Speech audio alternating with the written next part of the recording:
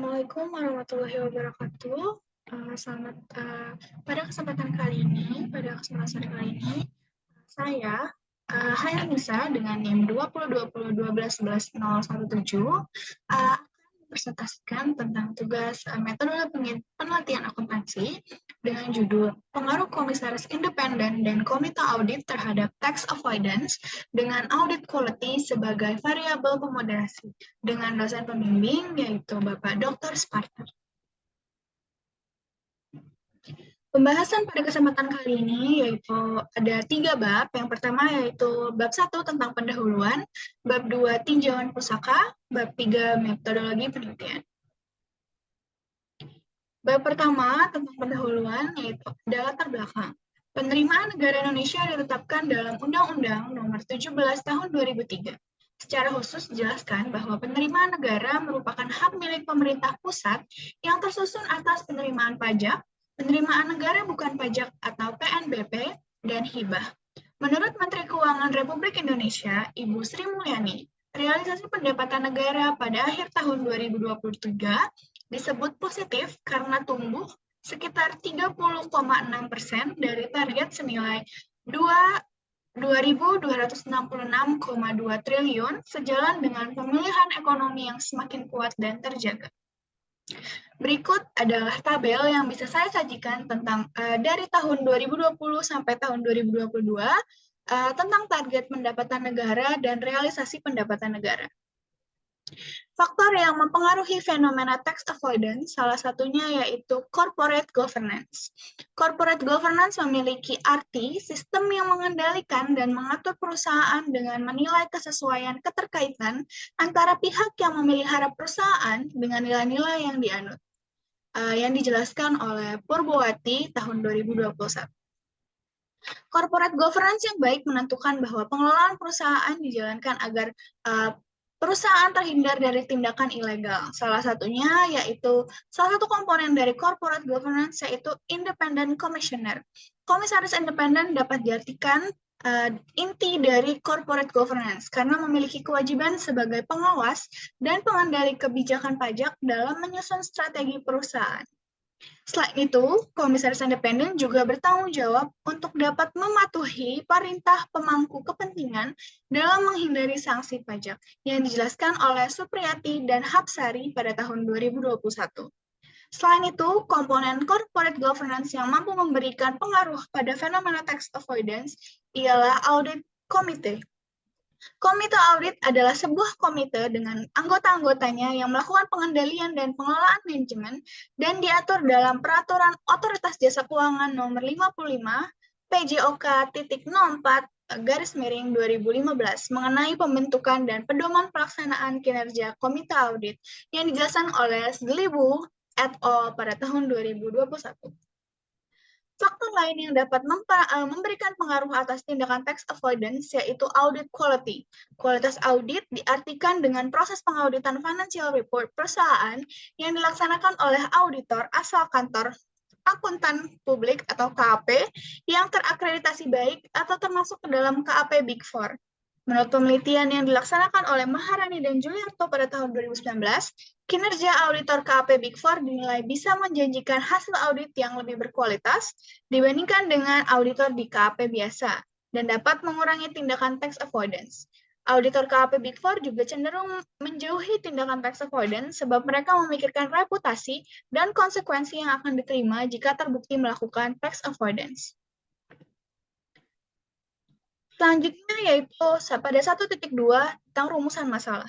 Berdasarkan latar belakang yang sudah saya sampaikan sebelumnya, ada pun rumusan masalah yang muncul dari penelitian ini yaitu yang pertama, apakah komisaris independen dapat mempengaruhi secara signifikan tindakan tax avoidance? Yang kedua, apakah komite audit dapat mempengaruhi secara signifikan tindakan tax avoidance? Yang ketiga, apakah audit quality dapat memoderasi pengaruh komisi independen terhadap tax avoidance? Dan yang keempat, apakah audit quality dapat memoderasi pengaruh komite audit terhadap tindakan tax avoidance?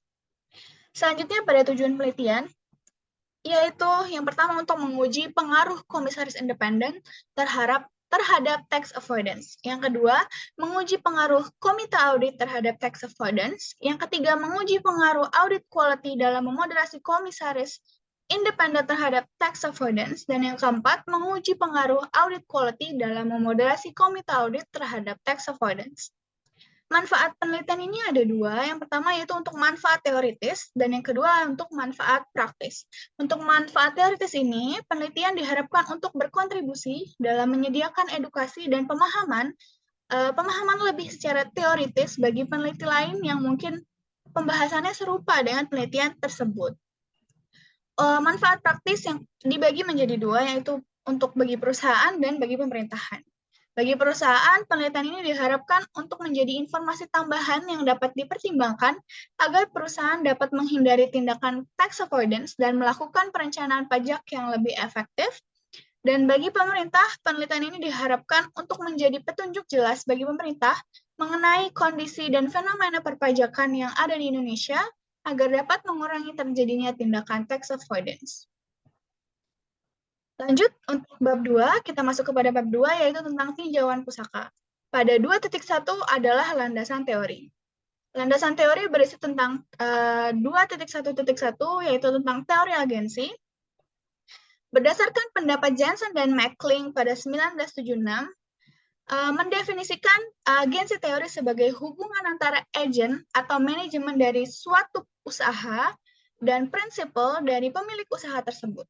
Di dalam hubungan keagenan, teori agensi merupakan sebuah kontrak di mana terdapat satu orang atau lebih dari pemilik atau prinsipal yang memperkerjakan orang lain atau agen untuk memberikan sejumlah jasa dan mendelegasikan wewenang kepada agen untuk dapat mengambil keputusan. Asimetris informasi akan mendorong terciptanya conflict of interest antara prinsipal dan agen.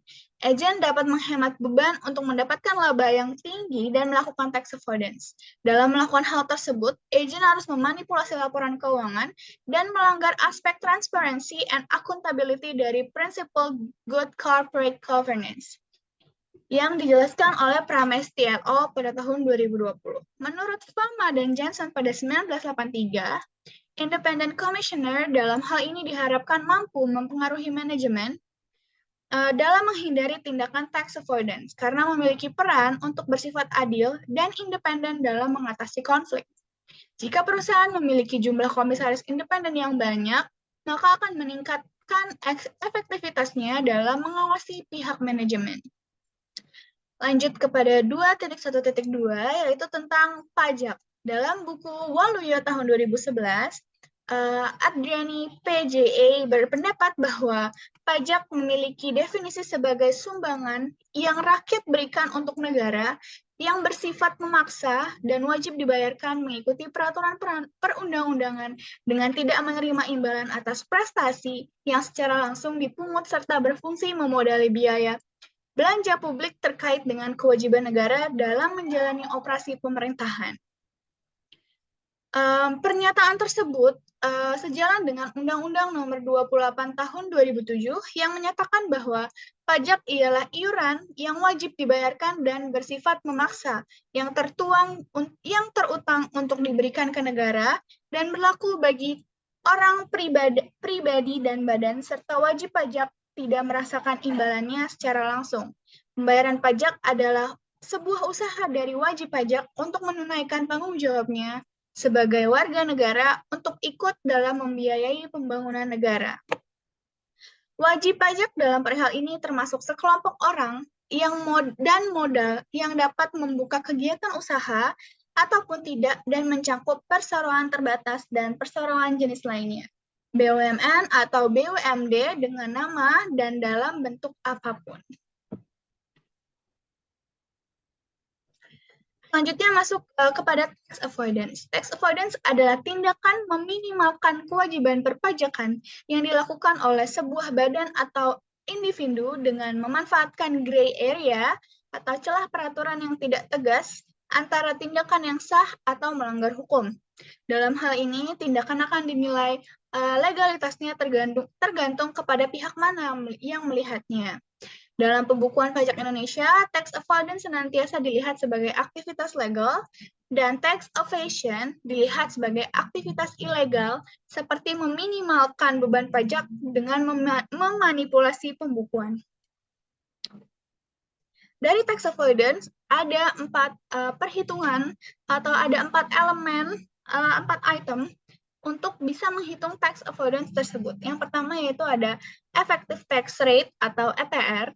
Perhitungan ini menyampaikan detail mengenai tax avoidance dari perbedaan sementara dan dapat menjelaskan pergerakan beban pajak karena akan mempresentasikan pajak sekarang yang ditunda secara menyeluruh. Penelitian tersebut didukung oleh Maharani dan Juliarto pada tahun 2019 dengan formula atau dengan rumus yaitu beban pajak penghasilan per laba bersih sebelum pajak. Yang kedua yaitu cash effective tax rate atau CETR. Perhitungan ini dikerjakan dengan melakukan perbandingan antara beban pajak tunai dan laba sebelum pajak. Bila CETR menunjukkan nilai yang rendah, maka perusahaan akan lebih agresif terhadap pajak.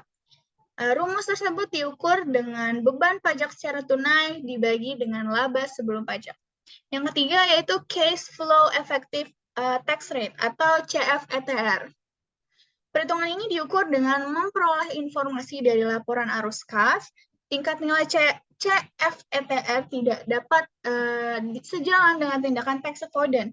Karena jika CFETR menunjukkan nilai yang lebih tinggi, maka semakin tinggi kemungkinan terjadinya tindakan tax avoidance. CFETR diukur dengan rumus yaitu total beban pajak dibagi arus kas operasi. Yang terakhir yaitu Books Tax Difference atau BTD. BTD diukur dengan melihat perbedaan antara laba komersil yang cocok dengan regulasi akuntansi dan laba fiskal, yaitu laba yang dilaporkan sesuai dengan peraturan perpajakan negara. Penelitian ini didukung oleh Hairunisa et al. Pada tahun 2017 yang menyatakan bahwa BTD diukur dengan rumus laba sebelum pajak dikurang laba fiskal dibagi total aset.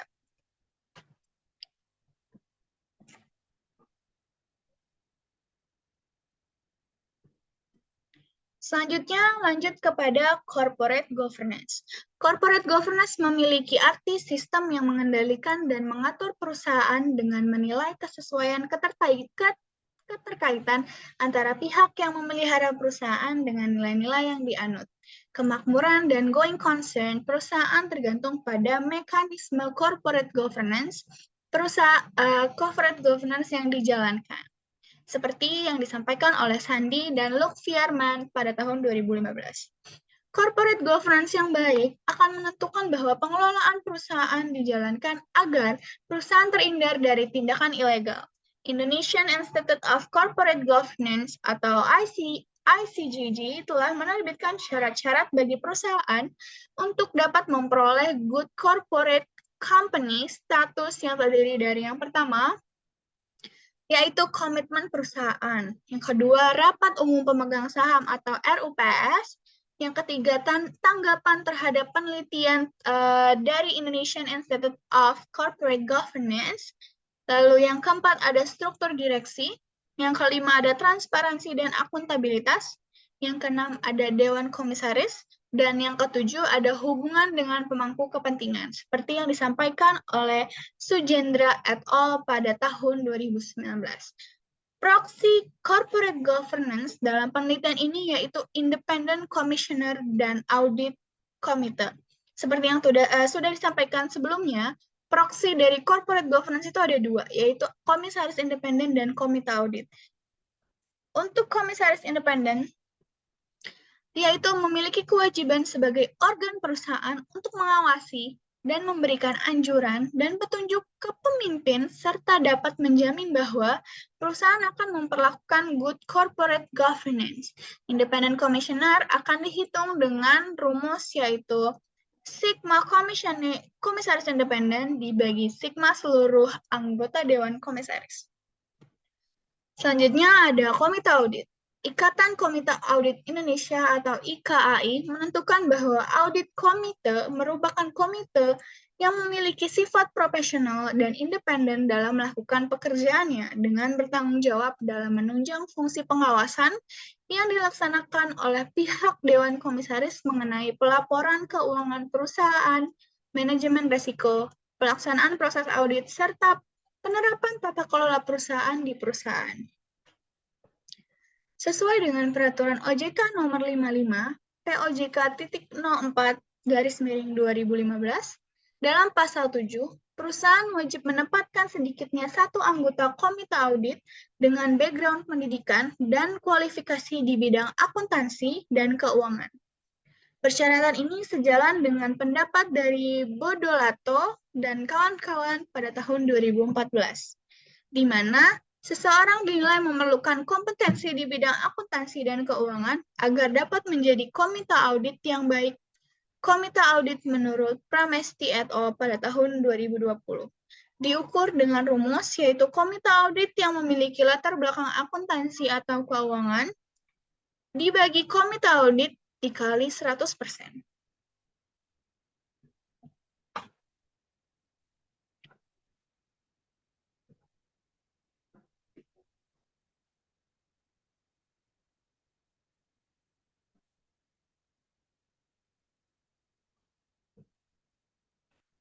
Selanjutnya ada audit quality.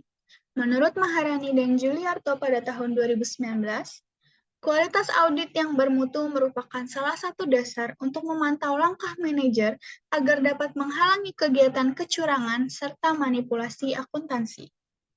Kualitas audit memiliki peran penting dalam menetapkan transparansi dari suatu laporan keuangan. Auditor yang memiliki kualitas tinggi dengan bekerja di public accounting firm ternama atau KAP Big Four, maka kecil kemungkinannya untuk ikut berpartisipasi dalam tindakan tax avoidance bagi perusahaan.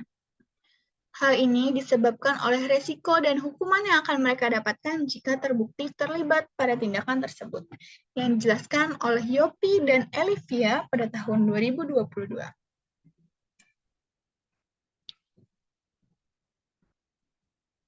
Audit quality akan diukur memakai variabel dummy, yaitu merumuskan angka berdasarkan pendeteksian public firm yang termasuk ke golongan Big Four ataupun bukan. Perusahaan yang menggunakan jasa KAP Big Four akan diberi nilai 1 dan 0 jika memakai jasa KAP non-Big Four. Kantor akuntan publik yang tergolong Big Four, yaitu KAP Tanu Dijera Wibisana atau PwC, KAP Purwantoro, Sungkoro, dan Surja bagian dari EY, KAP Usman Bin Satrio dan Eni bagian dari Deloitte, dan KAP Sidarta Wijaya dan rekan bagian dari KPMG.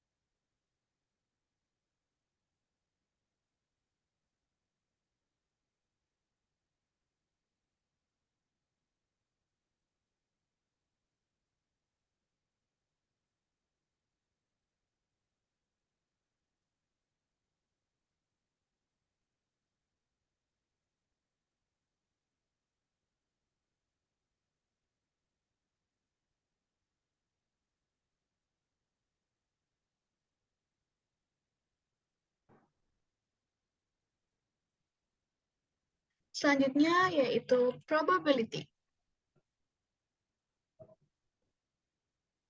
Laba merupakan sebuah indikator untuk melihat kualitas kerja perusahaan. Perusahaan yang dapat mencapai laba tinggi akan dinilai memiliki pengelolaan kegiatan yang maksimal. Kemampuan perusahaan untuk membuat untung dan suatu periode berjalan dapat diukur dengan rasio probability. Wijaya et al. Pada tahun 2020 menjelaskan bahwa rasio probability bertujuan untuk memperkirakan tingkat efektivitas kinerja manajemen yang dapat mengindikasikan kesuksesan manajemen dalam memperoleh laba berdasarkan dari besaran laba perusahaan. Probability bisa diukur dengan return on asset atau ROA. Perhitungan ini bertujuan untuk melihat kecangkupan manajemen dalam mencapai laba maksimal dan diukur dengan melakukan perbandingan antara laba bersih dan total aset perusahaan. ROA diukur, pengukuran ROA yaitu sebagai berikut. Mengukurnya itu dengan mengukur net income dibagi total aset. Lanjut pada leverage. Menurut Ngadiman dan Puspitasari pada tahun 2014, perusahaan dapat mendanai kegiatan operasionalnya dengan memanfaatkan sumber pendanaan dari pihak ketiga atau eksternal. Sumber pendanaan yang dimaksud yaitu utang jangka panjang. Leverage ialah gambaran tingkat utang yang dapat digunakan perusahaan dalam membiayai aktivitas operasinya, seperti yang dijelaskan oleh Fauzan et al. Pada tahun 2019. Hal ini akan menghasilkan perbedaan tarif pajak efektif karena beban bunga tersedia sebagai pengurang pajak, seperti yang dijelaskan oleh Mustika et al. Leverage dapat diukur dengan debt to equity ratio atau disingkat dengan DER. Perhitungan ini dilakukan dengan membandingkan antara total utang jangka panjang dan jangka pendek dengan total modal suatu perusahaan. Penelitian oleh Salviani et al. Pada tahun 2019 mengukur debt to equity ratio dengan total liability dibagi dengan total equity. Hasil penelitian sebelumnya. Yang pertama, atau research GAP. Yang pertama yaitu menurut Maharani dan Juliarto pada tahun 2019. Riset dengan judul Pengaruh Kepemilikan Keluarga Terhadap Tax Avoidance dengan Kualitas Audit sebagai Variabel Moderatif. Dilaksanakan di Indonesia dan menetapkan objek penelitian pada perusahaan non-keuangan yang listing di Bursa Efek periode 2015 sampai 2017. Sampel penelitian dipilih dengan menggunakan metode pervasive sampling dan didapatkan 143 sampel. Dalam menguji pengaruh variabel terkait terhadap variabel bebas. Teknik yang dipakai yaitu analisa regresi linier berganda. Variabel terkait pada riset ini yaitu tax avoidance, yang diukur menggunakan proksi ATR. Variabel bebas yang digunakan ialah kepemilikan keluarga serta kualitas audit. Variabel moderasi yang digunakan yaitu kualitas audit. Kepemilikan keluarga diukur dengan presentasi kepemilikan sebuah perusahaan oleh seseorang atau kumpulan orang dari suatu keluarga, baik langsung atau berjenjang. Kualitas audit dihitung menggunakan variabel dummy, yaitu perusahaan yang memakai jasa audit KAP Big Four, seperti EY, Deloitte, KPMG, dan PwC. Akan diberi nilai 1, dan jika sebaliknya akan diberi nilai 0. Hasil penelitian sebelumnya yang kedua, yaitu menurut Fauzan et al. Pada 2019. Judul riset ini adalah The Effect of Committee Audit Leverage, Return on Asset, Company Size, and Sales Growth on Tax Avoidance. Penelitian dilakukan di Indonesia dengan 60 sampel dari manufacture company yang listing di Bursa Efek Indonesia pada tahun 2014 sampai 2016. Metode pengujian pada riset ini yaitu dengan memakai teknik analisis data regresi berganda. Variabel terkait pada riset ini ialah tax avoidance yang hitung dengan proxy cash ATR. Variabel bebas yang digunakan yaitu audit committee, leverage, return on asset, company size, dan sales growth. Audit committee diteliti dengan presentasi total anggota komite audit yang berasal dari luar komisaris independen terhadap seluruh anggota komite audit. Leverage diteliti dengan presentasi total debt pada total aset. Return on asset diukur dengan presentasi net income terhadap total aset. Company size diteliti menggunakan rumus logaritma total aset. Dan sales growth diukur dengan rumus laba. Yang ketiga, menurut Mapadang pada tahun 2020, riset ini memiliki judul Pengaruh Mekanisme Corporate Governance terhadap Tax Avoidance dan dilakukan di Indonesia dengan objek penelitian pada semua bisnis manufaktur yang listing di Bursa Efek Indonesia periode 2012 sampai 2016. Sampel penelitian dipilih memakai purposive sampling method dan diperoleh 435 sampel. Dalam meneliti pengaruh variabel dependen terhadap variabel independen, teknik yang dipakai adalah analisis regresi untuk menguji hipotesis. Variabel dependen yang dipakai pada riset tersebut ialah tax avoidance yang diukur dengan proxy ATR. Variabel dependen independen yang dipakai yaitu mekanisme corporate governance dengan proxy Dewan Komisaris dan kepentingan institusi. Dewan Komisaris diukur dengan melihat jumlah Dewan Komisaris yang dimiliki oleh suatu perusahaan. Kepemilikan institusi diukur dengan menggunakan presentasi jumlah kepemilikan saham-saham investor institusi dari seluruh modal saham perusahaan yang beredar.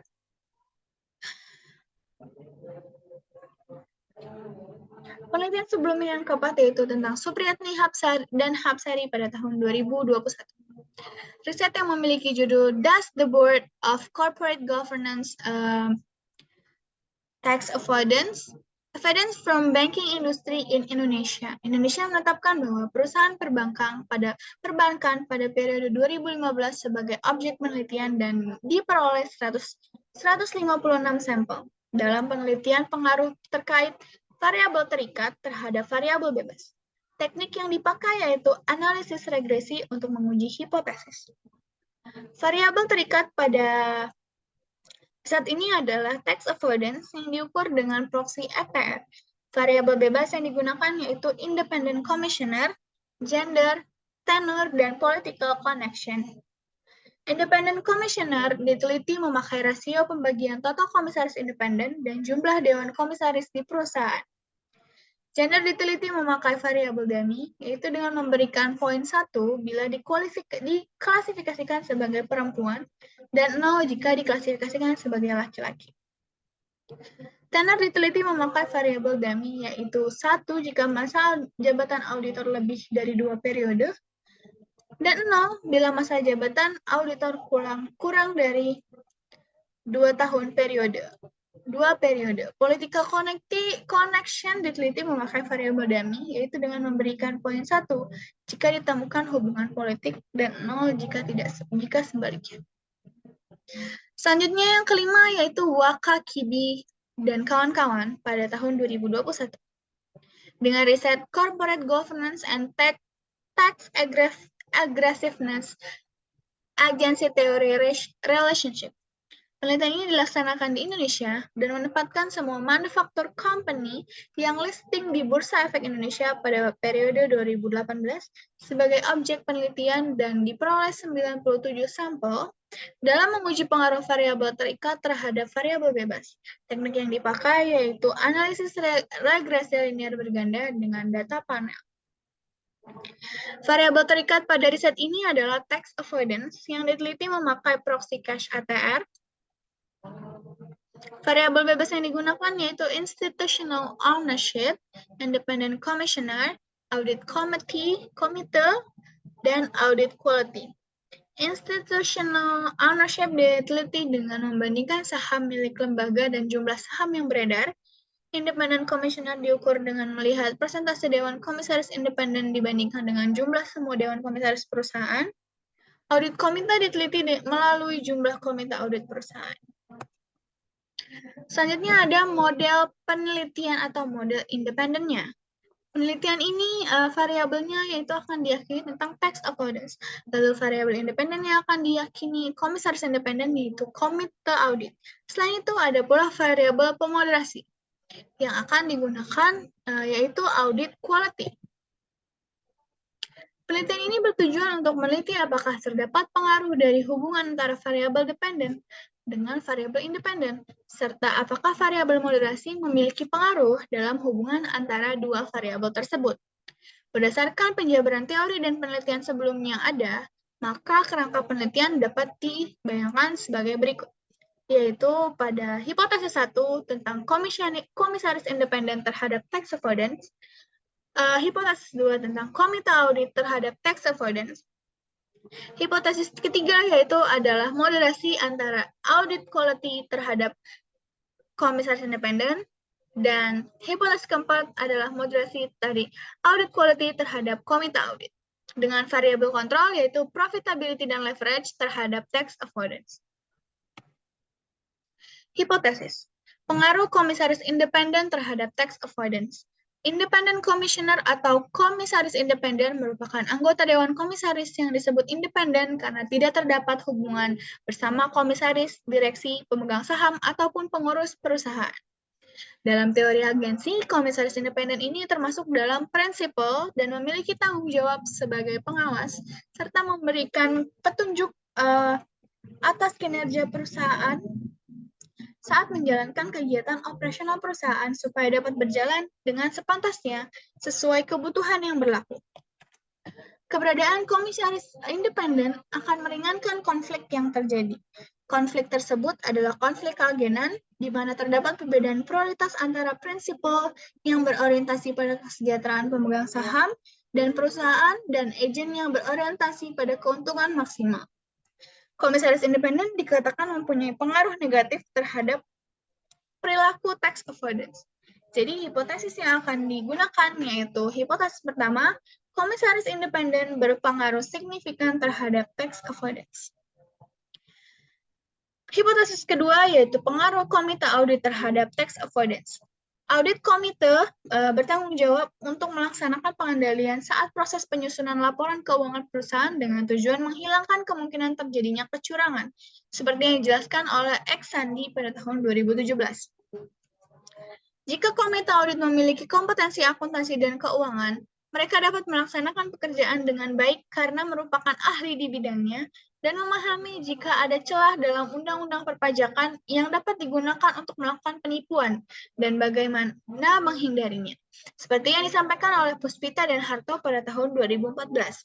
Berdasarkan teori agensi, pembentukan komite audit dapat meminimalkan potensi agensi konflik dalam perusahaan dengan berperan sebagai asisten fungsi pengawas komisaris independen, berpartisipasi dalam mengawasi operasi yang diperlukan manajemen dan meninjau laporan keuangan perusahaan. Maka hipotesis 2 yaitu komite audit berpengaruh signifikan terhadap tax avoidance. Yang ketiga yaitu audit quality dalam memoderasi pengaruh komisaris independen terhadap tax avoidance. Berhubungan dengan agensi teori, Independent Commissioner memiliki tanggung jawab yang diperhatikan karena akan mengawasi dan mengarahkan manajemen dalam menjalankan kegiatan operasionalnya supaya dapat berfungsi dengan layak sesuai ketentuan yang berlaku. Peran audit quality adalah untuk menelaah dan menemukan kejanggalan dalam laporan keuangan perusahaan. Menurut Genther RO pada tahun 2017, pekerjaan audit oleh auditor eksternal diharapkan untuk menampilkan penilaian independen atas laporan keuangan perusahaan untuk memahami jika perusahaan telah mengambil tindakan tax avoidance atau mungkin jatuh ke gray area perundang-undangan yang terdeteksi oleh otoritas pajak. Dalam hal ini, prinsipal akan mendorong agen untuk menjalankan seluruh kewajibannya sebagai operator kegiatan perusahaan dengan tidak melanggar peraturan pemerintah dan mencegah tax avoidance agar terhindar dari sanksi pajak. Dengan begitu, hipotesis 3 yaitu audit quality memoderasi pengaruh komisaris independen terhadap tax avoidance. Selanjutnya yaitu audit quality dalam memoderasi pengaruh komite audit terhadap tax avoidance. Berhubungan dengan agency teori, salah satu kewajiban komite audit yaitu menganalisa informasi keuangan yang dihasilkan oleh perusahaan, termasuk laporan keuangan serta laporan lain terkait informasi keuangan perusahaan, seperti yang disampaikan oleh Chandro dan Olivia pada tahun 2018. Organisasi sangat membutuhkan kehadiran komite audit agar menunjang pekerjaan Dewan Komisaris dalam memperluas pengawasan terhadap penyelenggaraan organisasi, dengan tujuan untuk lebih mengembangkan prosedur kelembagaan Dewan, yang seperti yang disampaikan oleh Nugraheni dan Pratomo pada tahun 2018. Peran yang sejalan dengan peran audit quality dalam memeriksa laporan keuangan perusahaan. Perbedaannya adalah komite audit ialah pemeriksa internal perusahaan dengan keahlian dan pengalaman dalam bidang akuntansi atau keuangan. Seperti yang disampaikan sebelumnya, jadi hipotesis 4 yaitu audit quality memoderasi pengaruh komite audit terhadap tax avoidance.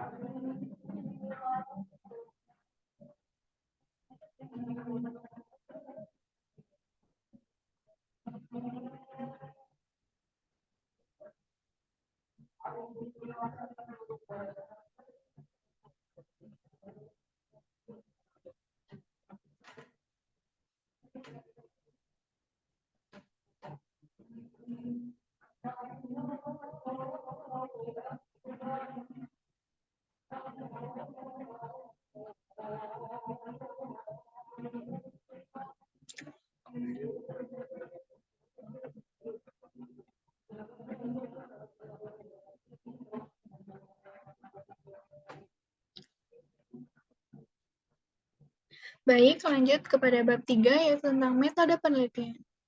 Definisi operasional dan pengukuran variabel. Definisi operasional. Definisi operasional yaitu sebuah pemaparan atas pengertian dari tiap variabel dalam penelitian dan berfungsi untuk menyederhanakan tiap pengertian agar membaca lebih mudah untuk memahaminya. Berikut adalah definisi operasional dari tiap variabel, yaitu variabel dependen atau variabel Y. Variabel dependen ialah variabel yang dihasilkan dan atau dipengaruhi dari adanya variabel bebas. Penelitian ini menggunakan variabel dependent tax avoidance. Aksi tax avoidance ini tidak dianggap mencurangi hukum karena wajib pajak memanfaatkan gray area yang ada pada peraturan perpajakan. Selanjutnya ada variabel independen atau variabel X. Variabel independen adalah variabel yang mengakibatkan perubahan dari variabel dependen. Dalam penelitian ini, variabel independennya yaitu faktor yang dapat meningkatkan terjadinya tax avoidance pada perusahaan. Beberapa variabel independen yang digunakan yaitu komisaris independen dan komite audit. Yang ketiga yaitu variabel moderasi atau variabel Z. Variabel moderasi yaitu variabel yang dapat menguat atau melemahkan ketergantungan suatu variabel independen terhadap variabel dependen, seperti yang disampaikan oleh Hardeni dan kawan-kawan pada tahun 2020. Kualitas audit berpengaruh besar dalam menentukan tingkat transparansi dalam pelaporan keuangan. Menurut Maharani dan Juliarto, laporan keuangan yang kredibel dapat dilihat dari kantor akuntan publik atau KAP yang bertugas untuk mengauditnya. Kualitas jasa auditor berasal dari KAP yang bagus, yang memastikan bahwa pelaporan keuangan yang dihasilkan perusahaan akan realistis. Yang keempat ada variabel kontrol. Menurut Rido pada tahun 2017, variabel kontrol adalah variabel yang dibuat konstan agar relasi antara variabel dependen dan variabel independen tidak terpengaruh oleh faktor lain yang ada. Penelitian ini akan menggunakan probabilitas sebagai variabel kontrol.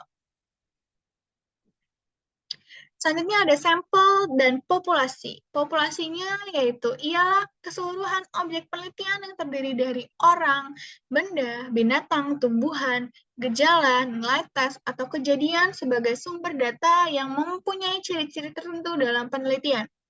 Dalam penelitian ini, populasi yang diputuskan yaitu perusahaan yang berasal dari sektor manufaktur, yang listing di Bursa Efek Indonesia atau BIE periode 2020 sampai 2022. Penelitian menetapkan faktor sektor manufaktur menjadi populasi sebab perusahaan manufaktur ialah perusahaan yang kegiatan usahanya lebih besar dari yang lain. Mulai dari pembelian bahan baku, pengolahannya menjadi produk jadi, dan mempersiapkannya untuk dijual ke pasar, serta ada aspek perpajakan yang terlibat. Selanjutnya ada sampel.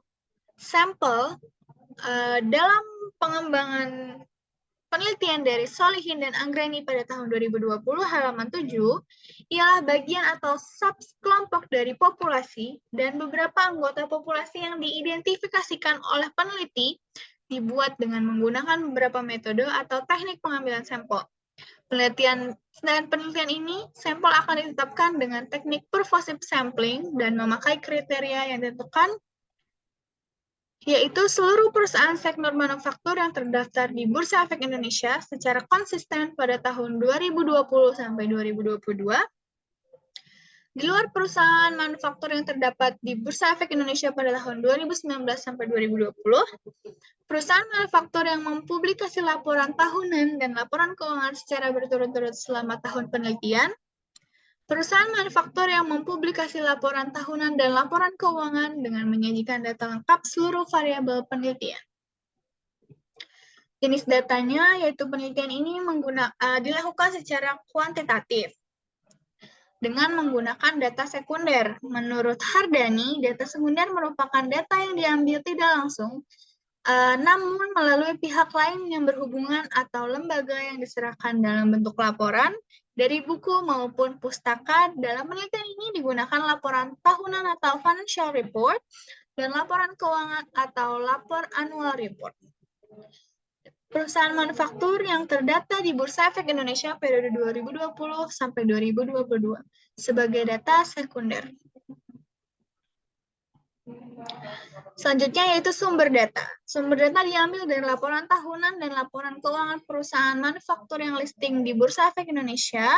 Data tersebut berasal dari laman resmi Bursa Efek Indonesia, yaitu www.idx.co.id dan laman resmi perusahaan.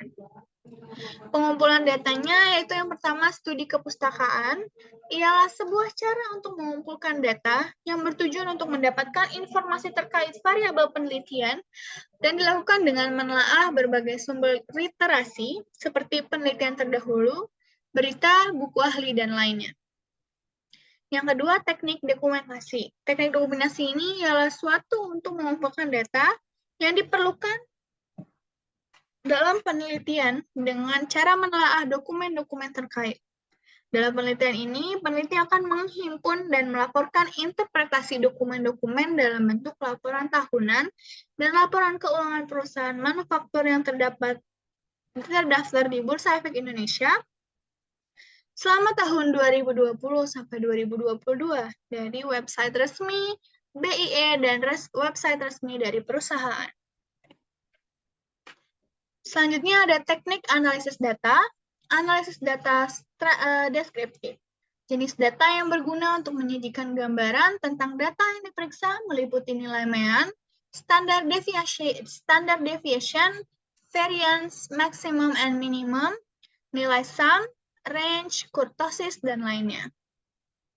Selanjutnya ada regresi data panel. Data panel ialah kombinasi antara dua data, yaitu time series dengan across section. Penelitian memakai data panel sebab tahun peneliti melebihi 1 tahun, yaitu hingga 3 tahun yang dimulai dari 2020 sampai 2022, dan objek penelitian menggunakan lebih dari satu. Regresi pada panel terdiri dari atas 3 jenis, yaitu common effect model, fixed effect model, dan random effect model. Common effect. Yang pertama, berikut adalah model yang sesuai yang diujikan dalam penelitian ini. Yang pertama yaitu CHO-test. CHO-test ini digunakan untuk menempatkan model mana yang cocok dari model common atau fixed effect untuk memeriksa data panel dengan membandingkan nilai probabilitas dan nilai signifikansi. Maka hipotesis model ini berupa yaitu H0 yaitu common effect model dan HA itu adalah fixed effect model. Yang kedua adalah Lagrange multiplier test. Dipakai untuk menempatkan model mana yang cocok dari random effect atau common effect model untuk memeriksa data panel dengan memakai nilai probabilitas. Maka hipotesis modelnya berupa H0 untuk common effect model dan HA untuk random effect model. Yang ketiga yaitu Hausman test. Dipakai untuk menetapkan model mana yang cocok dari model fixed effect atau random effect untuk memeriksa data panel dengan memakai nilai probabilitas. Maka hipotesis model ini yaitu H0 untuk random effect mode dan HA untuk fixed effect model.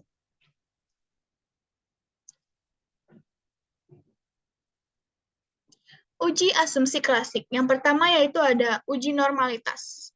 Uji normalitas dilakukan untuk memastikan jika suatu variabel independen mempunyai distribusi yang normal atau tidak. Jika suatu data terdistribusi secara normal, maka grafik uji statistik akan mengalami penurunan.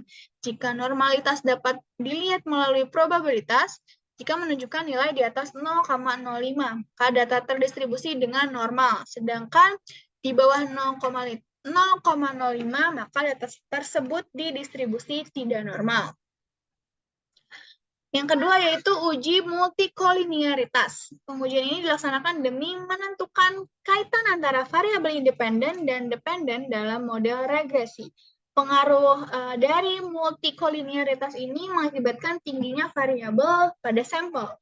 Nilai variance inversion factor atau FVE CIF digunakan untuk melihat ada atau tidaknya multikolinearitas. Nilai toleransi yang diberikan biasanya lebih dari 10 atau lebih rendah dari 0,10.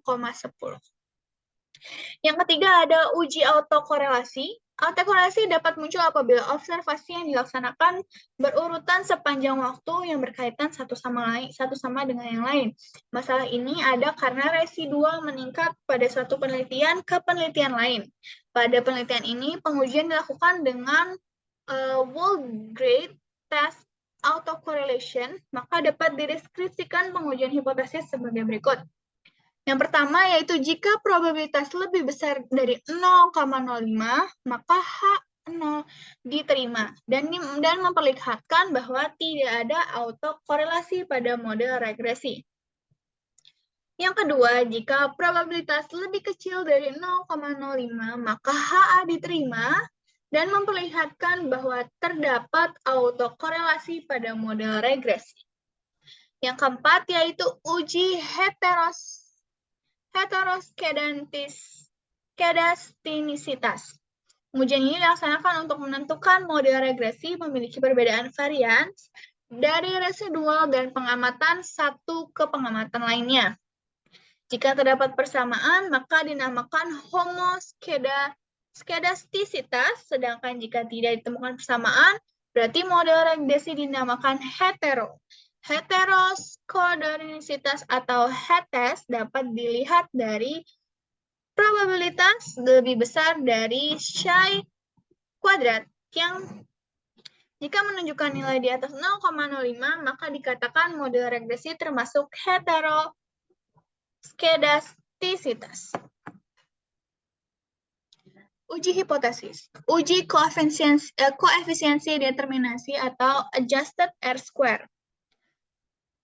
Jenis statistik yang berguna untuk menyajikan gambaran tentang data yang diperiksa melalui input data mean, standar deviasi, variance, maksimum and minimum, nilai sum, range, kurtosis, dan lainnya. Uji signifikansi parameter individual atau uji statistik T berguna untuk mengungkapkan dampak dari variabel independen sebagai variabel tersendiri dalam mengembangkan keraguan yang ada pada variabel dependen. Yang pertama yaitu menentukan H0 dan HA. H0 dibagi B1 sama dengan 0, beta 1. Berarti bahwa sebuah unsur nilainya sama dengan 0. Atau jika H0 dibagi B1 tidak sama dengan 0, berarti bahwa sebuah unsur nilai tidak sama dengan 0. Menentukan signifikansi. Diadakan perbandingan tingkat signifikansi T bagi tiap variabel independen dengan tingkat signifikan 5%. Mengambil kesimpulan, jika tingkat signifikansi lebih besar 5%, maka H0 ditolak dan memperlihatkan bahwa variabel independen tidak berpengaruh pada variabel dependen.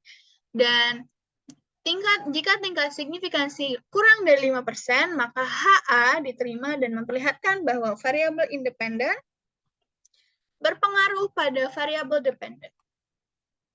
Selanjutnya adalah model regresi. Penelitian ini memakai penelitian teknik regresi linear berganda demi menguji hipotesis. Variabel dalam penelitian ini adalah satu variabel independen yaitu tax avoidance.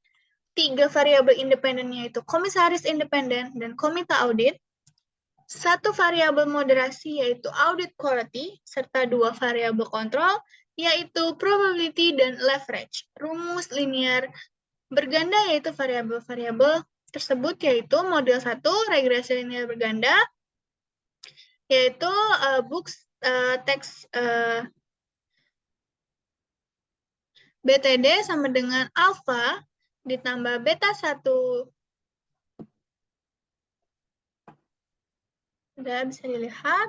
Yang kedua, dengan keterangan BTD yaitu book stack difference atau untuk mengukur tax avoidance.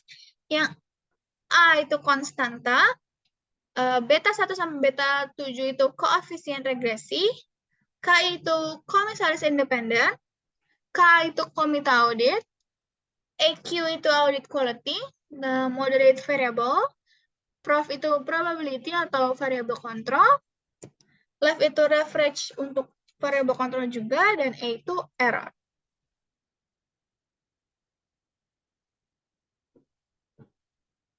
Baik, sekian presentasi dari saya, Hairunisa, dengan NIM 2020-1211-017 untuk mengakhiri mata kuliah metodologi penelitian.